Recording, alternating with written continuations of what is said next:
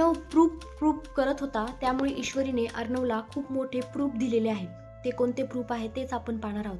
मित्रांनो, एकीकडे नातं तुटत आहे तर दुसरीकडे नातं जुळत आहे. आता तुम्हाला वाटत असेल एकीकडे नातं तुटते आणि दुसरं कुणाचं जुळतंय, तर आपले आकाश आणि नम्रता हो. आकाशने नम्रताचं काहीतरी काम करून दिलंय खूप मोठं अवघड, त्यामुळे बिचारी नम्रता एवढी खुश झालेली आहे की तिने आकाशच्या हातात घेऊन त्यांना अलगदपणे थँक्यू म्हणत आहे आणि आकाश तर तिच्यात बुडूनच गेलेला आहे.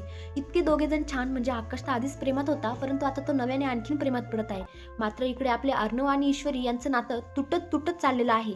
एक दिवस आणखीन ठिणगी पेटत आहे. इकडे ईश्वरी अर्णवला समजावून सांगत आहे की सर, माझ्या आईच्या आणि तुमच्या बाबांच्या आयुष्यात एक बाई होती, ज्या बाईने कालवा केली आणि त्यामुळे हे सगळं काही झालं. माझ्या आईची काही चूक नाहीये. परंतु अर्णवला काय वाटतंय की ठीक आहे, सगळं मला मान्य आहे, तुम्ही त्या बाईला माझ्यासमोर उभी करा, मला प्रूफ द्या, तोपर्यंत मी विश्वास ठेवणार नाही तुमच्या कोणत्याच गोष्टीवर. आणि खूप चिडचिड करत आहे अर्णव. ईश्वरी पण खूप समजावून सांगायचा प्रयत्न करत आहे, पण अर्णव काय ऐकून घ्यायला तयार नाही.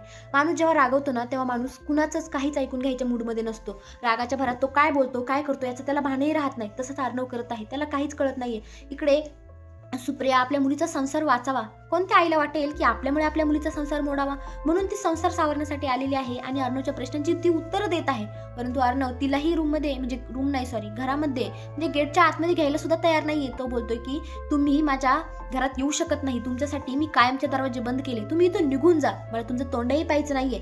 ज्या बाईने माझ्या बाबांचं आयुष्य उद्ध्वस्त केलं, माझ्या आईला आणि माझ्या बहिणीला एवढा त्रास झाला, त्या बाईचं मला तोंडही पाहायचं नाहीये. पण इकडे सुप्रिया हात जोडून विनंती करत आहे की अर्णव, माझे एकदा ऐकून घ्या.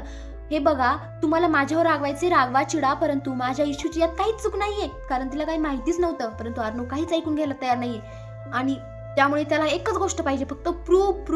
तुम्ही मला प्रूफ द्या, तुम्हाला स्वतःला सिद्ध करा. बिना प्रूफचं मी तुमच्यावर विश्वास नाही ठेवू शकत. त्यामुळे आता ईश्वरीच्या आईने ईश्वरीला वचन दिलंय की ईशू बाळा, काही झालं तरी मी माझ्या भूतकाळामुळे तुमचा संसार उद्ध्वस्त होऊ देणार नाही. बिचारी ईश्वरी खूप रडत आहे, तिला खूप टेन्शन आलेलं, तिला कळतच नाहीये की मी माझ्या आईची बाजू घेऊ की माझ्या नवऱ्याची, कारण माझी आई तर चुकीची नाहीये, परंतु ती चुकीची नाही हे तर सिद्ध करावं लागेल ना. इकडे आता ते सगळं हे करण्यासाठी ईश्वरी आता अंजलीकडे जाते आणि अंजली विचारते की अर्णव सरांचा राग जर घालवायचा असेल तर काय करावं लागतं. तेव्हा अंजली सांगते की अगं, आमची आई काय करायची, आम्हीच बोललेले कविता वगैरे रेकॉर्ड करून ठेवायची आणि राग आला की ते ऐकवायची, मग आम्हाला छान वाटायचं.